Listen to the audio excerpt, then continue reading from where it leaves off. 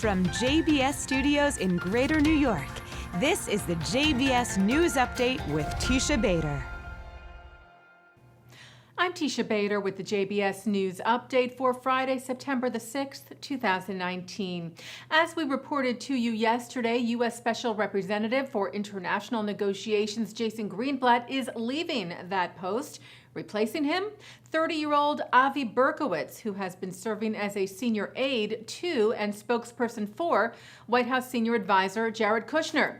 Berkowitz traveled with Kushner to Oman, Bahrain, Qatar, the United Arab Emirates, Turkey, and Saudi Arabia this past February in preparation for the release of the U.S. peace plan. Greenblatt said yesterday that he would step down after the plan was unveiled, which is presumed to happen right after Israel's national elections on September the 17th. And the most recent political polls in Israel, less than 2 weeks ahead of the elections, are showing similar results as the previous vote this past spring, with Prime Minister Netanyahu's Likud party tied with Benny Gantz's Blue and White. Israel's Channel 12 and 13 polls both show Likud and Blue and White would win 32 seats each if elections were held today. Both parties received 35 seats each in the April 9th elections. The United States yesterday blocked a United Nations Security Council statement about the recent flare-up at Israel's border with Lebanon because the statement did not outright condemn Hezbollah.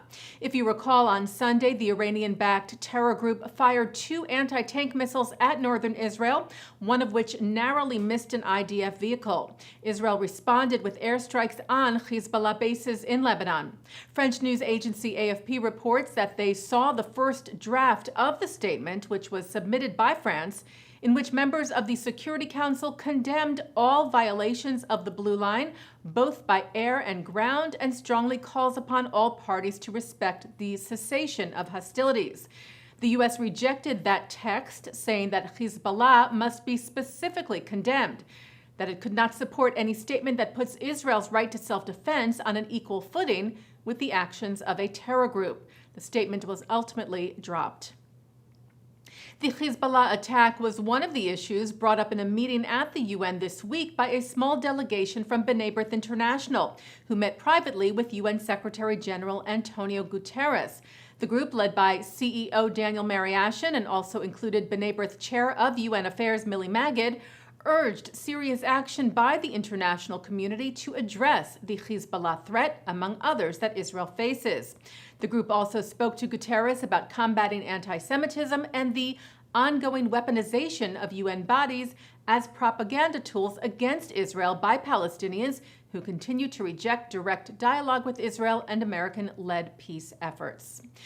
Meanwhile, UNIFIL, the United Nations peacekeeping force in Lebanon, conducted their own investigation of the recent events on Lebanon's border with Israel at the request of the IDF. UNIFIL had already declared Hezbollah's actions a violation of Security Council Resolution 1701, and the IDF said the technical team's official findings will be presented at UN headquarters in New York City. The commander of Israel's Air Force was honored by the American Air Force. IAF Major General Amikam Norkin received the Legion of Merit in Washington this past Sunday. Norkin was in the Capitol to meet with senior U.S. Air Force officers and praised the cooperation between the two air forces as unprecedented. Norkin oversaw the operational capability for the F-35 fighter jets, which Israel procured from the United States. The IDF shared video of Norkin being presented the award by U.S. Air Force Commander General David Goldfein for exemplary leadership and vision enhancing the cooperation and partnership between the U.S. and Israel. Well, the Pittsburgh Post-Gazette won a Pulitzer Prize for their coverage of the deadly Tree of Life shooting last year in Pittsburgh, and now are donating the prize money to the congregation. Publisher John Robinson Block suggested to donate the prize money to help repair the synagogue building, and last month, executive editor Keith Burris presented a $15,000 check to Rabbi Jeffrey Myers and congregation president Samuel Schachner, saying, "We feel bound to you and your congregations by memory and duty, and we offer you in humility our service as scribes and witnesses."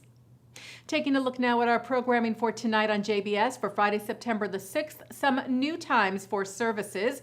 Kabbalat Shabbat from Hampton Synagogue is coming up at 5:20, and then at 6 o'clock, we are back to live Friday night services from Central Synagogue. At 7:30, Israeli artists celebrate Israel's cultural achievements. At 8, it's a night of Jewish humor at the 92nd Street Y.